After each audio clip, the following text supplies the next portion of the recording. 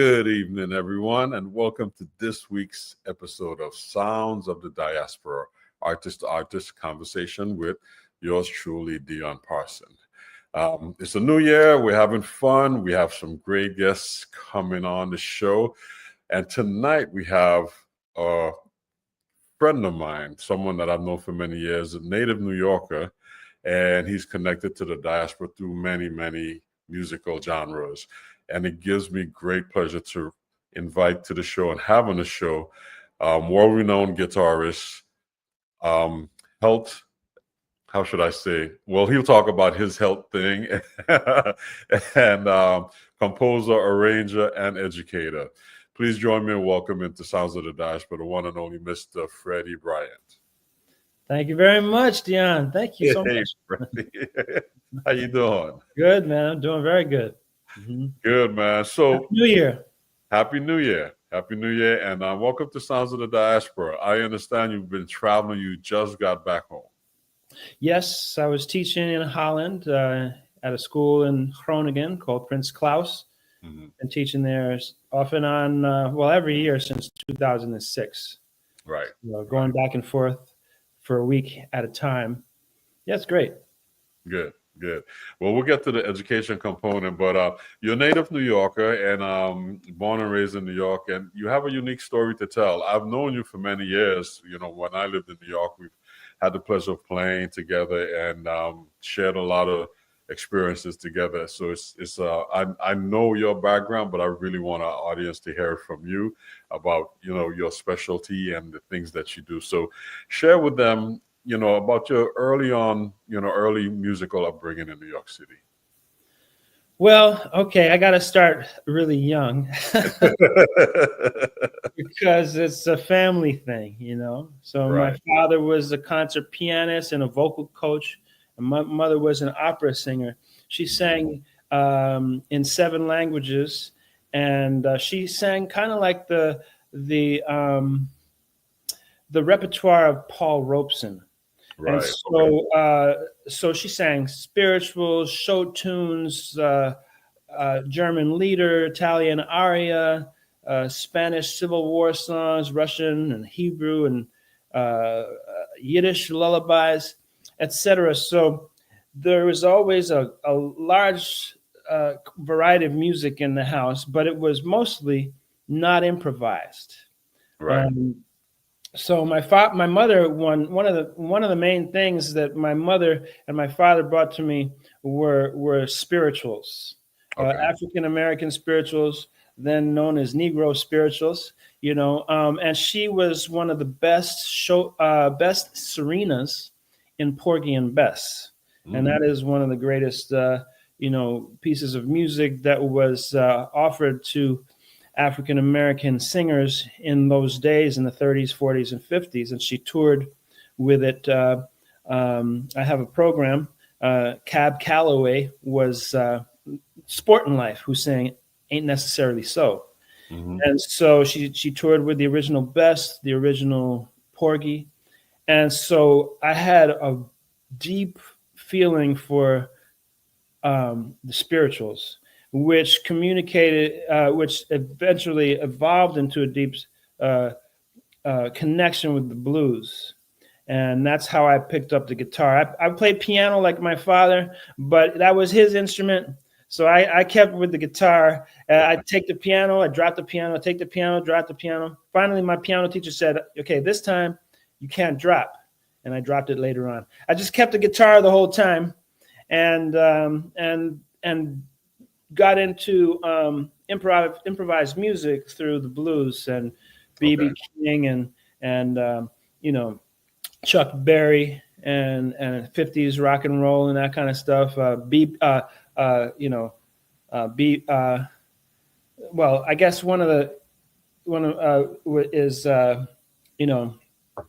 Bo Diddley, that kind of thing. So right. And that obviously has a connection to the diaspora. And after that, I was really into jazz and also jazz that was influenced by other rhythms, 12/8, African music, Afro-Cuban music, and Brazilian music, especially. Right. That's good to know, because I didn't know about your family history, growing up in a musical house, and it not being, a place where you were actually introduced to jazz on that level. But, when I met you, you were heavy into Brazilian music. I mean, that was like your thing, which. Yeah. Well, it was, again, it was like, and I had a group,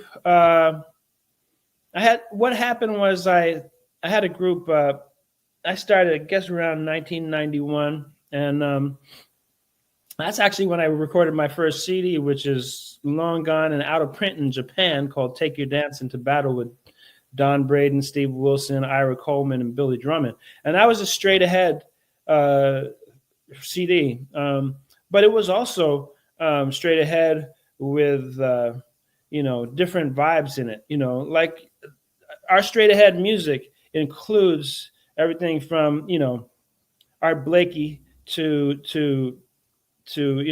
Elvin Jones, and of course there's different threads of people who are really influenced by Africa and by other music. And of course there was a great fad of bossa nova and samba that never went away. And Right. of course back in the 30s and 40s there was the rumba dance and all the stuff started coming to jazz. So and dizzy and all of the cubop and all that stuff. I was really thinking of that back then. But Right. then I started a group called Brooklyn Rainforest. I lived in Brooklyn at the time, and it had it had Randy Brecker and David Sanchez, and then in the rhythm section, Dennis Irwin on bass, and on drums, it was Porcinho, the great Brazilian drummer. Nice. Okay. So it was really, I started, let me just say, I started with classical guitar. And then my classical teacher said, okay, you really like jazz and blues. So let me teach you once a week, every other week, some jazz and blues stuff. And then he said, okay, now you got to get a real jazz teacher. And so that's another story. But I kept the classical and the jazz completely separate. And what happened was I got called to take my classical guitar to a trio gig with a really great Danish electric bass player named Torben Westergaard, and Porcinho, the great drummer. And he said, bring your nylon string guitar. And I said, no, I don't play jazz on my nylon string guitar. That's for classical. I have a pickup and it sounds like this, so I don't really want to play that. He said, no, you have to. This is a great Brazilian drummer, and you got to bring this nylon string. So I said, okay, and I went down to the gig. I still have cassette tapes of it. It's like a little taco place on St. Mark's, and he blew me away. I was always into the samba and bossa nova and 12/8 and all that kind of stuff, but then I heard his rhythms, and I just sort of laid on top of it. I didn't study Brazilian music like I was studying Brazilian music. I studied Brazilian music like a jazz musician. Say, oh, let's play this tune as a bossa nova. You know what I mean? Or let me play this tune as a samba. But not traditionally. So when I started to hear him, I said, wow. Let me get a better pickup. Let me, and then I started that group. Right. And he's the real deal. I mean, he's straight from Brazil. I mean, you can't right. get any closer to the source than that. And that's how I got introduced to Brazilian music, through him, and then other people like Duduca da Fonseca and so many other Vanderlei Pereira drummers. You're talking about and Café Edsel da Silva, and also so percussionists. That's what I heard. And then I just fit my guitar on top of that. And then I started studying some a little bit more traditionally, like to see where it came from. But I was always writing music, even from the beginning, because I had written sambas and bossa novas before I had played with Porcinho, Okay. And then I got really into it by playing the nylon string classical guitar. And then after that, it was that's when it kind of went. It didn't split. It actually combined. Right. Because I was classical and jazz, but the Brazilian made them mix in the middle. Wow. Look at that. That experience brought it, and it's that sound too, because it's kind of like that. When you hear Brazilian guitars, they have that. I mean, you have acoustic guitar as well, but you have that unique sound. And I didn't know that story. That's great. It's commonly known in the United States as Spanish guitar. Right. The classical guitar is a Spanish guitar because it really was made famous by Spanish players. The style of in Spain, including flamenco and other types of music. But I'm not a historian as to whether there was also a Portuguese thing that came to the Brazil, and that was separate. But Portugal and Spain are really close together, so maybe they have a little rivalry there. I know they have a great style, musical fado and all these different stringed instruments too. So, but anyway, the acoustic guitar in Brazil is called the violão, and so that's what I play. If I tell a Brazilian, they say, "Do you speak Portuguese?" And I say, "No, solamente," in Spanish. Fala violão. I only speak guitar instead of play guitar. You're supposed to say toca violão or whatever. Sure. So I just I love it. Hey, music is a language also. So you find your way. You get on stage with those guys, and you find your way musically. Yeah, that's great. That's great. So the Brazilian stuff became known for doing that as well too, along with the jazz stuff. And then you mentioned that you just came back from teaching. I want to talk about you as an educator, because that's something that you've been doing for a while in the U.S. and abroad. But you also teach in the U.S. at some great institutions as well. Where else do you teach? I teach at Berklee College of Music. Okay. There you go. They have a podcast called Coffee Talk. Mm-hmm. So you can look out for that. The different professors and people from Berklee are interviewed by the guitar department. Okay. I've been there since 2011 or something like that, and I didn't study there, but it is a famed musical, educational, and modern music, contemporary music school. And I'm really honored to be there with all these great professors of guitar and other instruments. It's not a jazz school, although so many jazz players have gone there. Right now, it's an anything school, man. They have even classical guitar now, but Indian music, Middle Eastern music. I teach a Brazil class. There's so much going on there. African music. I also teach a Afro pop guitar, ensemble, and also lab, for guitarists to learn how to play styles like soukous, and especially because I played with Salif Keita, right, who is the king of Afro pop, and he's from Mali. So a lot of the course deals with the guitar styles in Mali, like Ali Farka Touré, and and we also do high life. Afrobeat and kind of Fela Kuti kinds of sounds, and so there's so much music there. And that's what I do, and then I go to Groningen and teach there a few times a year sometimes, and then I have my own private studio, but that's what I do in terms of music. Right. Yeah, you were mentioning health. I also teach Tai Chi and Qigong. Right. And thank you for bringing that up. I really wanted to just touch on not so much jumping into Tai Chi and Qigong, but touch on the well-being of artists on the road. And this is something that you and I have talked about over the years.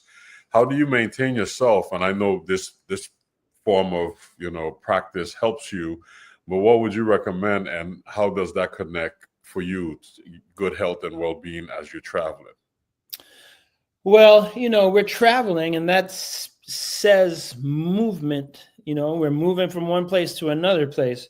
But basically what we do is we just travel and get to the hotel and stop. And then we get to the, the sound check or the dinner, and then we play a gig, and we, get home to the hotel, and we go to the airport. It's not actual. I mean, it is movement. And so that's good. Like, for instance, I think, daily life can be healing. Like, for instance, although it can also injure you. So I'm talking about carrying equipment or walking, miles in an airport, with something on your back and, being stressed out and all that kind of stuff. But really, if you walk in an airport as opposed to take a wheelchair in an airport, that's exercise. So I think we really need to, as musicians, a lot of times we sit down. If we're an instrument that sits down, sometimes saxophone players can practice standing up. Guitarists can practice standing up, but then you have a strap, and there's always something that's pulling on you, or you have to deal with posture. You know what I mean? So, and the main thing is to get up and to sit down. So you get up periodically. Now, what do you do when you get up? That could be up to anybody's thing, but you know your body, where you're stiff, and a lot of times we don't encounter that. We don't say, I know I'm stiff in my hamstrings, you don't get up and do anything about it, So right. You just have to have an awareness of what's going on in your body, and then approach it with some understanding of how to make it better. Movement is the main thing. Breathing, being flexible, opening your joints, letting the blood flow, Right. And how long have you been doing Tai Chi and for yourself? Since about 1986. Wow. And I started because Peter Bernstein, the great jazz guitarist, was my good friend, and I met him in high school because our parents we lived a block away from each other. Okay. So our mothers met, and they said, "Oh, your son plays jazz guitar. My son plays jazz guitar. Oh, they should meet." That's how we met. And then our mothers, having met on the street, because you're talking like, people think New Yorkers are not friendly, but you meet on the street, you can meet a good friend for the rest of your life. Right. Yeah. And that's what happened. So they started doing Tai Chi with this teacher on East 72nd Street. And then I was interested in finding a teacher, and I knew that my mother and Peter Bernstein's mother were doing Tai Chi with Yen Ku at this place. And so I said, "Peter, you want to do the class?" So we did the class just ourselves with Yen Ku in that summer of 1986. And so that's that's how it started. Wow, that's beautiful. That's beautiful. I think Tai Chi is great. I mean, I'm a closet Tai Chi guy. I've been trying to, figure it out for many, many years and try to get with it. And I just do my thing the way I can, probably the wrong way, but we've talked about that also. But I have my good friend Carlton Holmes hanging out in St. Thomas with me. So I've been talking with him about brushing his cobwebs off, because he's like, he's been doing it a long time. I remember we had conversations about it a long time ago. I will say there's another jazz component to my Tai Chi. Okay. The reason why I was into it is because I was hanging out a lot with Woody Shaw. Oh, okay. And Woody Shaw would be outside of his gig at the Blue Note, and he would be in the park next door, in between the breaks doing some Tai Chi. And I was like, whoa, what's that? What's that? So that's the first time I really encountered it in person. Was my idol, Woody Shaw, who I was always trying to sit in with. He let me sit in at the Village Vanguard. You know, he was just a great personality and very supportive. You know, so and that was one of the things that we connected on. And I hadn't even studied at that point, but I was looking at. That's why it was in my brain to find it. Well, that's great, man. Well, you know, it promotes good health, good well-being, because, you know, being on the road, living on the road, I mean, man, so many things can go wrong. You know, like you mentioned, injuring yourself and just the hours. People think being on the road is this fabulous, beautiful. Oh, you're traveling, you're going through Europe, you're in Paris. You don't even see any of that. Yeah, man. Unless you get up really early and there's not a early call, you know, like, but most of the time it's like 5:30 and they stop serving breakfast. They start serving breakfast at 6 o'clock. And then you're like, oh shoot, man, we got to get in the van at 5:30 and we don't have breakfast. Yep. There's always some challenge. There's always some challenge on the road, man. It's like, I tell some of these young guys going on the road, you got to develop your road chops. Always have some tuna fish with you, or some, you know, for me it's miso soup. You know, I like the miso soup. You just add hot water. Oh man, I'm telling you, when I was touring with Salif Keita, that was my thing, man. Yeah. Miso soup. That was the only time I ever was on a proper, serious tour bus. It was Africa Fest. There was 4 bands from Africa. And each band had a really nice, bus, and then there was a bus for the equipment. And each bus had, you know, a kitchen in the background, you know, and sleepers and stuff like that. So that was it. I went 6 weeks out with him, and I just had my miso soup, got some vegetables and fruit, and every day I was jamming, like playing the African music, and which meant it was like serious aerobic, because I was dancing the whole time. Every show I was dancing for like an hour, so that was movement, you know. Right. And that and the miso soup kept me going. A miso soup, man, is I take a couple cans of tuna fish in my suitcase, but a miso soup, I have like 4 or 5 packs of that. Hot water. That'll hold you over, because you know how the road is, man. You finish 2 in the morning and you got to leave 5 in the, like you said, the hotel restaurant isn't open, and you know you got to stay. You got to keep yourself. You know, you got to keep that nutrition happening. So man. Yeah. But the pleasures of being on the road, I love it. But thank you for sharing, because I know our listeners I've had questions from some of our listeners asking about how do you maintain yourself on the road, how do you stay, you know, energized and different things, you know. So I know because of your regiment of Tai Chi and Qigong, you know, I wanted you to share that. But thank you. Thank you, man. Thank you. Yeah.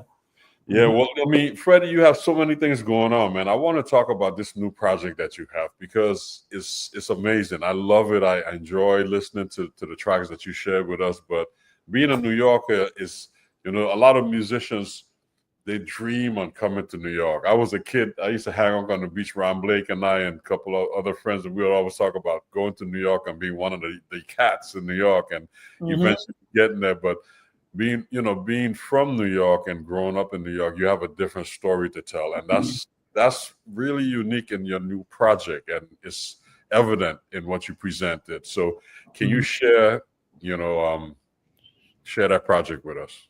Definitely. It's called Upper West Side Love Story, and not to be confused with West Side Story.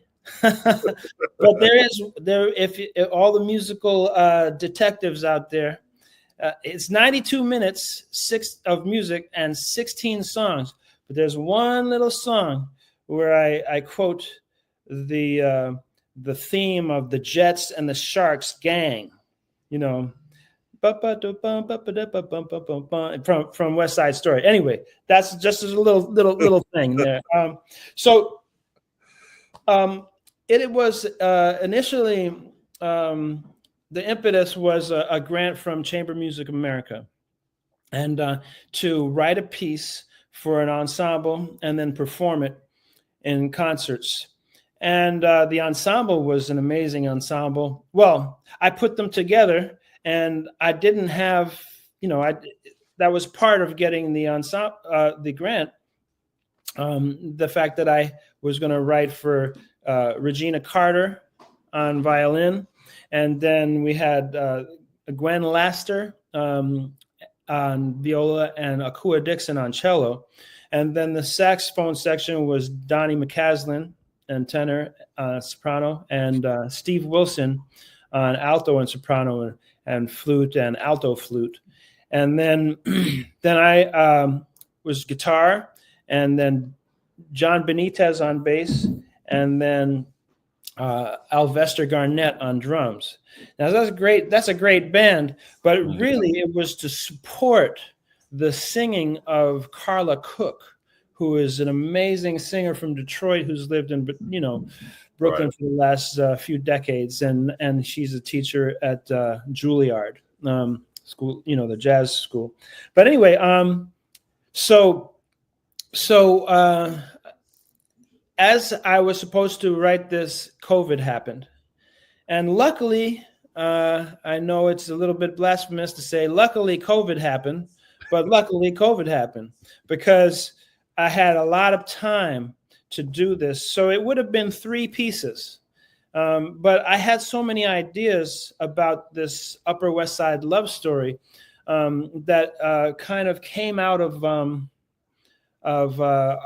growing up there, but also being pushed out of there because of gentrification and seeing the neighborhood change over many years. So we actually moved, I was born there in 1964, but our apartment that we actually moved out of in 2019 we moved there in 1967. And so the whole time on 87th Street, there were so many great people. And before I get to that, let me just say that COVID happened, and I needed to write the lyrics. And so this is something I hadn't done before. So to get me started, I wrote short haiku, to get me, because I had so many themes I wanted to talk about. So I thought, let me write haiku. So I wrote 8 haiku and 8 longer poems. When I wrote all that, it took me 3 months to write all of that. Then I started to write the music. It went for like a whole year of writing the music. Once that was done, it was basically mid 2021. And then we came back and started to rehearse and for the performances, which were in 2022. Mm-hmm. And then we recorded it, and it was released in 2023, basically about a year ago. And so on 87, so it was really to look at the change from before Lincoln Center was built. Mm-hmm. And it was actually completed around the year of my birth.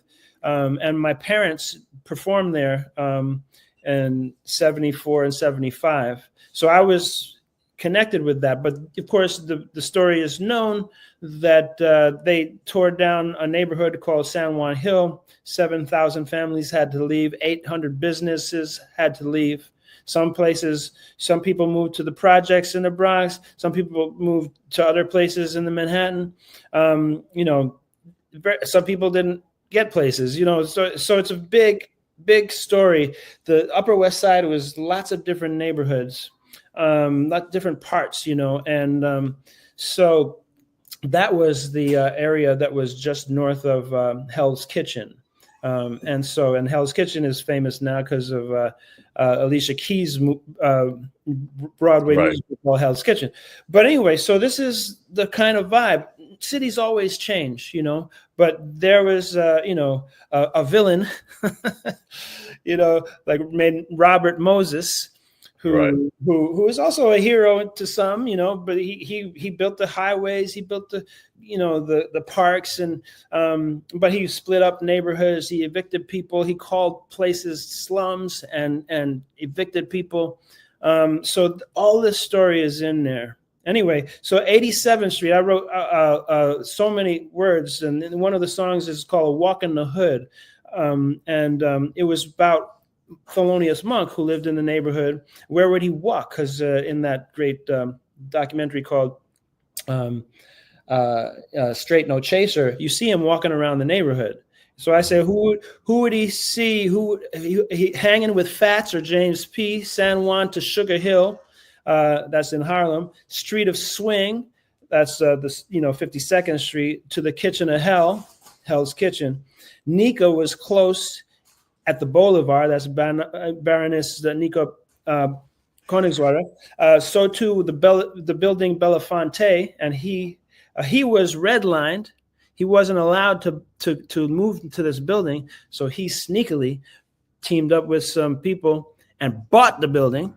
And I think that's where Ron Carter still lives. But anyway, Monk's Circle, he was on 72nd Street. I walked by him to my guitar lesson in high school. Sorry. I meant Miles. Miles was on 72nd Street. 77th Street, and Dukes Boulevard, we know, is 106th Street. So there were a lot of people coming in here. So, and you just said people come to New York. So the next stanza is, y'all know Harlem and the Village, here too home of dreams for many new to town. Right. To play with kings, queens, and neighbors like Tommy, Max, and Lady Day.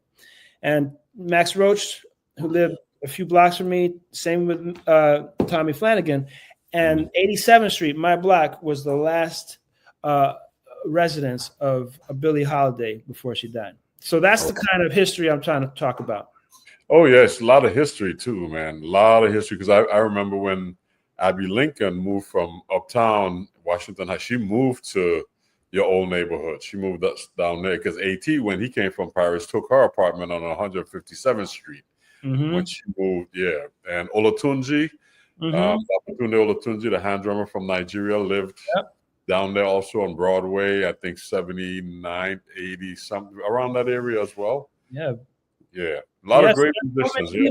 I mean, African-American music, opera musicians, my mother, and even Leontine Price, who's still alive, bless her, she lived on across the street. And then Betty Allen, who was an opera singer, she was the head of the Harlem School of the Arts. So there are a lot of people coming from the arts to try to get to the Upper West Side, which was a sign of success, even though at the time there was lots of crime, and in the 80s, just the homelessness started to grow, and et cetera, et cetera. So it was an interesting thing because it was mixed. There was rich people on the avenues like, Central Park West and Riverside Drive. And then in between, there would be like tenements, and drug dealers and hookers. It's like, it was a very interesting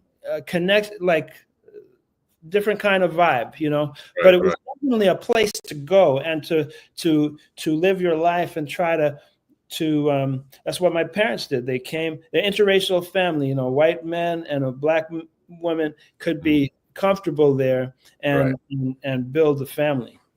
Well, it's definitely a reflection of the diaspora, the Afro-Caribbean or just the Afro-American diaspora that was happening at that time. So it's great. A lot of Latin music, right? A lot of Latin music. Exactly. And actually, I'm going to say this now because I'll probably forget, but hip hop is known to being born in the Bronx, where my grandmother lived in South Bronx. But that's only a couple of stops from 96th Street. On the 2 and 3 train, the 2 train, the 3 stops in the 145th. But the 2 train, that's where we took that, and then other people took that down, and Grandmaster Flash would do concerts on my block, and then we would go to the record store and buy his mixtape. Okay. And that's one of my lyrics. If I still in the first song you're gonna play, if you'll hear it. If I still had that, I'd have some cash. You know what I mean? Something like that. You know what I mean? Well, it's great. It's great, man. And I do hope our audience really check out, what you're talking about from a historical standpoint, and really delve into what you're talking about. I lived in New York for 30 plus years, so I was part of that history and knew a lot about it through the process of just being there and hearing stories as well. But your Upper West Side Love Story, I think, is really something to celebrate for what you presented. And I want our audience to hear it. So let's start checking out some of this music, because it's great stuff. And the musician you have on here, man, you couldn't pick a better cast of supporters for telling your story. So the first song you shared with us is called Kids Rhymes. So let's hear it, and then I want to hear the story behind it, because it's a really beautiful song. Kids Rhymes, yes.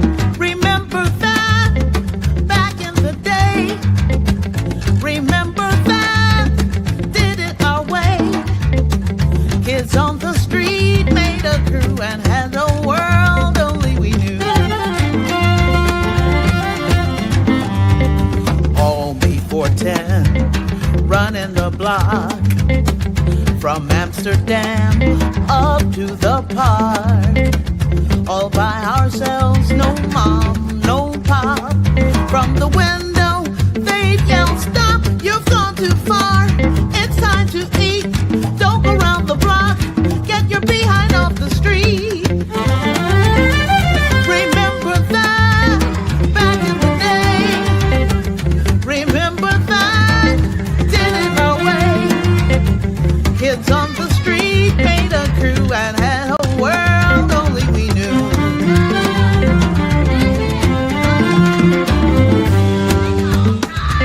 Stickball and double dutch, handball and booty tuck. Cops and robbers ring and run. I'm the Indian brave, don't play with guns. Cadillac wheels in 72 down Suicide Hill, oh please ride through. 8 cents stamp, dime for a bar. 30 cent slices right in a car. Hey, what's a token? This turnstile is broken.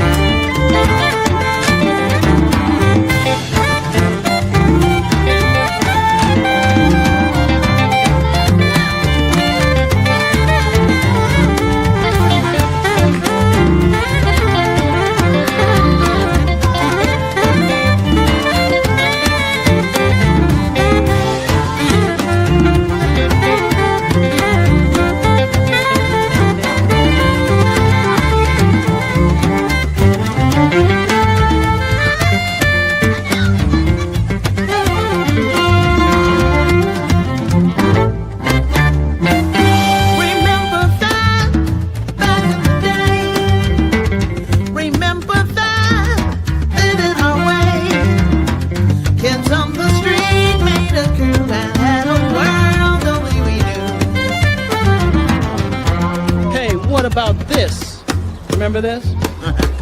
high waters can't be beat 50 feet above the street. Oh, yeah. It was cold, Sure was.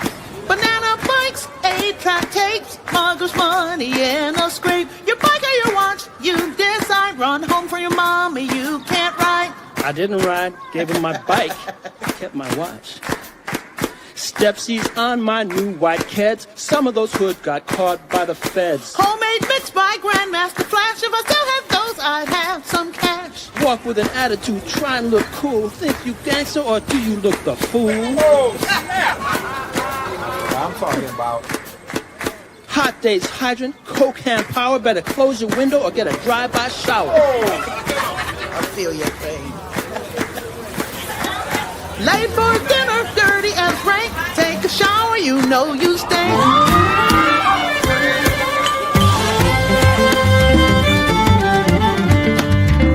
Do your homework and go to bed.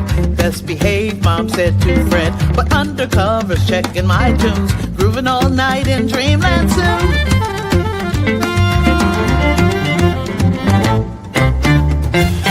Remember that back in the day. Remember that did it our way. Kids on the street made a crew and had a world only we knew. Kids on the street made a crew and had a world only we knew.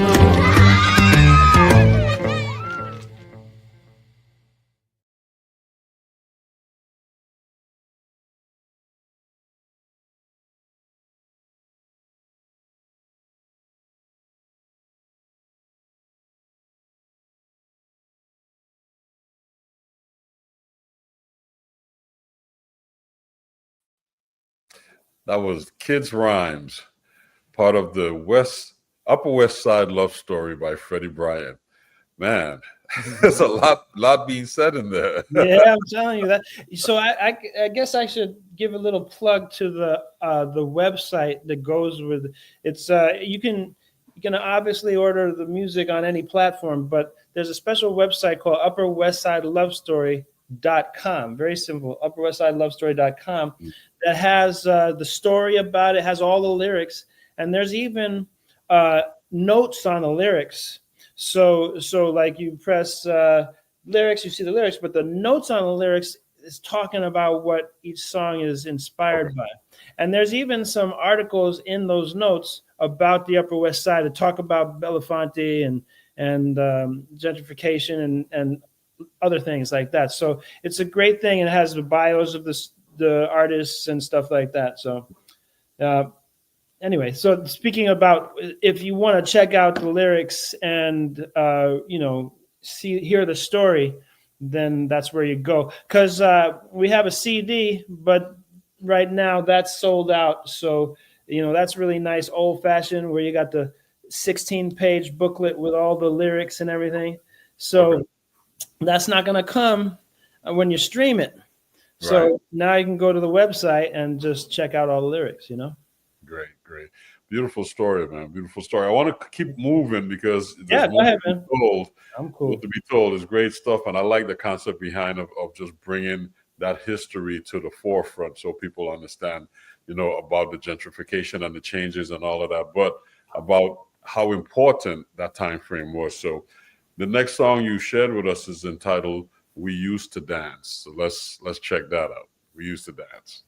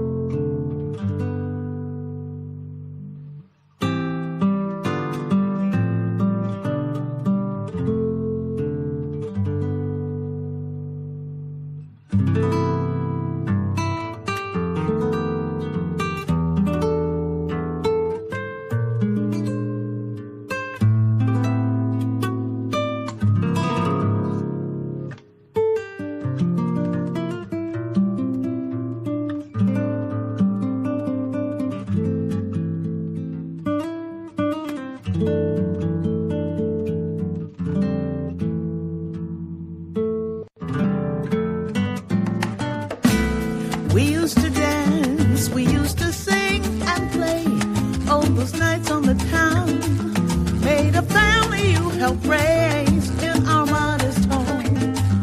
Now a palace we praise. I couldn't go, so they would not know of surprise in this place. This lily white space with his name on the lease. We could live here in peace, had no shame and shared a name.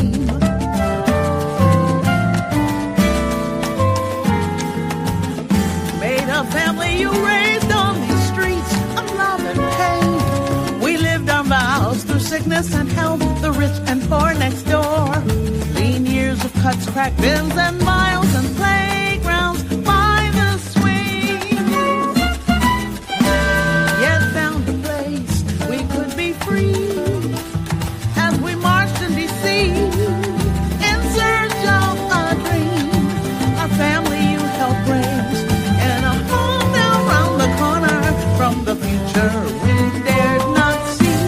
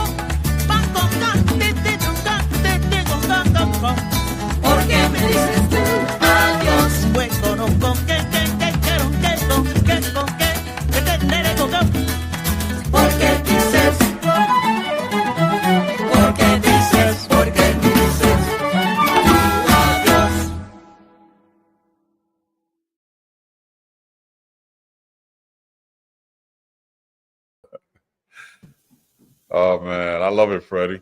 Thank you, man. Yeah, beautiful stuff. Beautiful stuff. I love the fact that they're singing in Spanish, right? Yeah, that's a long story. I won't share it now, but basically the short end of it is that I wrote it in English, and I had about 8 of my friends from various different Spanish countries translate it, and each time was a different one. Because they have this dialect and this dialect. No, I wouldn't say it that way. No, I wouldn't say it that way.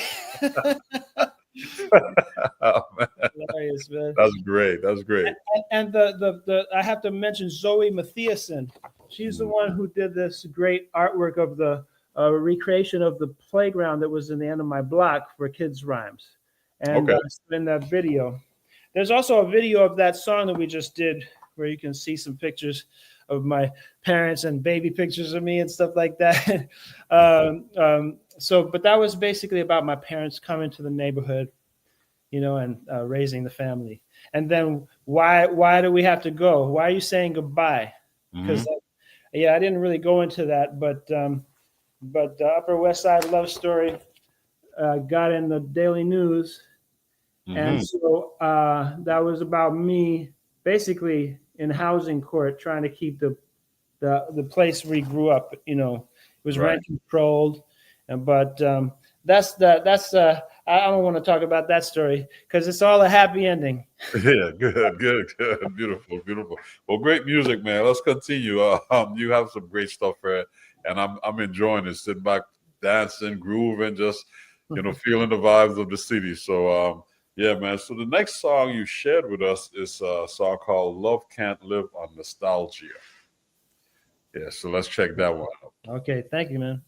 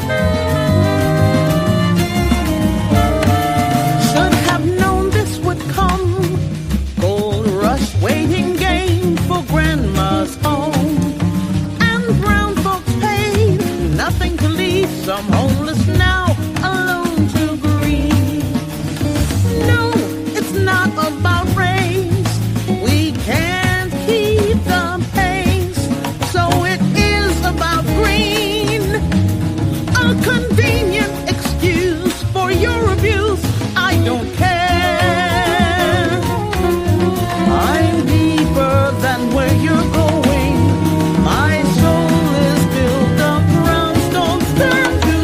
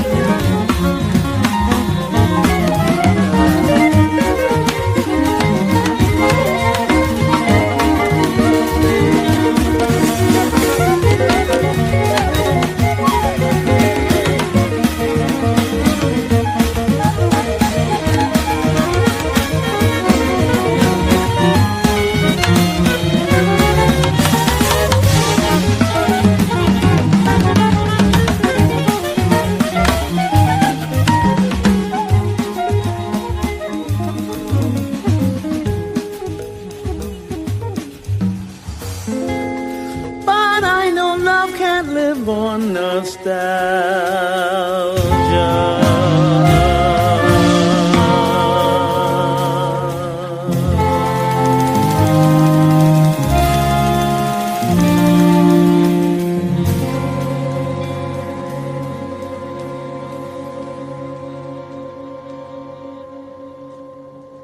Freddie, Yeah, man. did you add a percussionist to the group?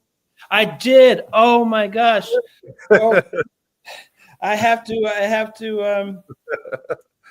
hold on a second. Let me see if I can let me get the CD here. I want to make sure because he's a brother of another, so Roberto Quintero. Roberto Quintero. That's his. I know what's his name. Yeah. What's Quintero's? Yes, exactly. That's his, I know. What's his first name? Man, I'm just evading me right now. You know what? I had it right before I said Roberto. Yeah. Okay. All right. So I've worked with him also in the past. We did a project with Wycliffe Gordon, and he was on it. Great stuff, man. Yeah. Okay. So yeah, he got in there. That was also one of John Benitez's additions. Like not additions, but you know how people help out with and give of themselves to the project. He Right. was like, oh man, we need to have a percussionist on this one. And same thing with the previous song, Right. We Used to Dance. Yeah. Right. I made my note and I forgot to ask you, and I was like, man, as we started the second song, I was like, yes, Roberto. Yeah, although it was just those two songs. Great addition, man. It added to that flavor. I love the breaks. It's like really nice. Yeah. So the first one was Son, and then we went to Son clave, yeah. Son clave, son cubano, like the clave, and then we went to Changui, and then in the last song it was basically Bembe, the 12/8 kind of thing. Yeah. Right. So, I was going to ask you how he's counting that as a 12/8. Yeah. Nice. Yeah. Great stuff, man. I hope our audience go and check out Upper West Side Love Story by Freddie Bryant. This is him paying homage to his old neighborhood and the changes in New York City and all of the wonderful stuff that's going on. Please check it out. Yes. I gotta say, Luisito Quintero. Luisito. Yeah, Quintero, Luisito. yes. That's a percussionist that I work with also as well. Yeah, great. Yeah, man. So you were gonna play the one that has the little reggae vibe. Yeah, I heard that immediately. I was like, okay, that's a Central Park life haiku. Yeah. There's a little story about that one. It's very quick. Basically, I grew up 2 blocks from the park. And it was my, it's so many people's, like just a blessed place, you know what I mean? To go and with your girlfriend, go with your friends, it was country for a city person. It was like country, man. You could see birds and all that kind of stuff. Birds, trees and all that kind of stuff. So it was really a great experience to be there.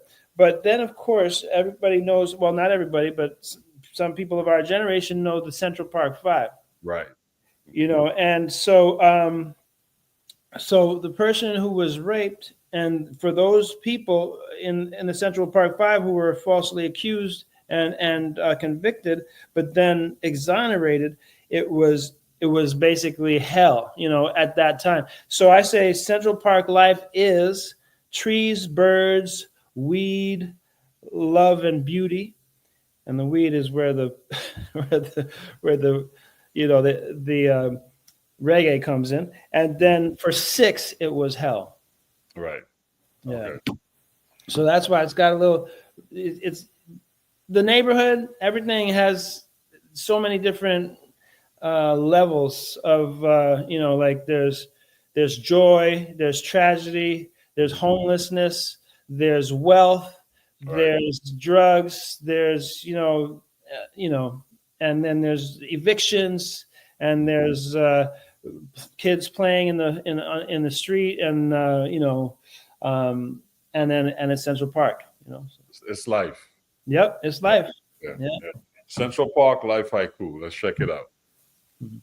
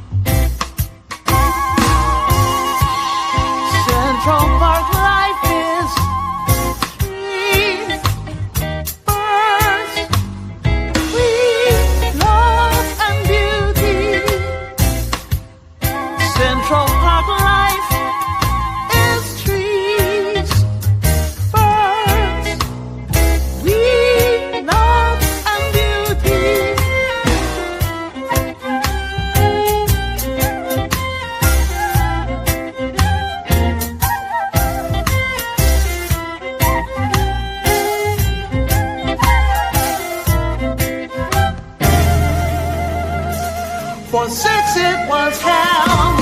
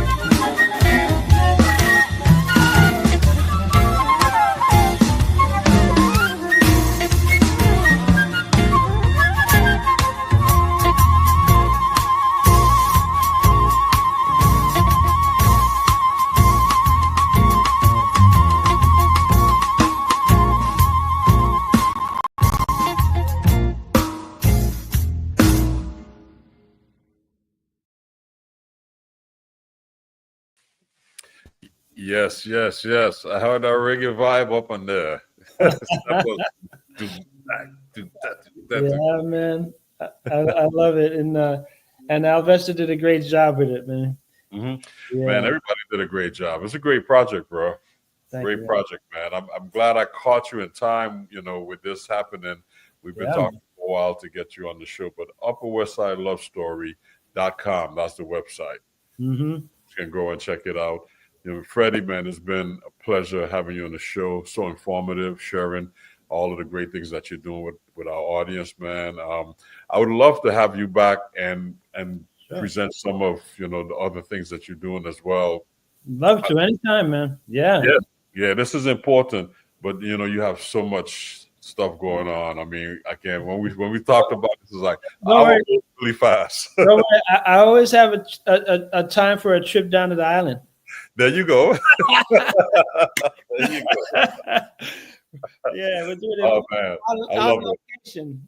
I love it, man. So before I let you go, share with our audience, how can they follow you via social media, website, stuff like that.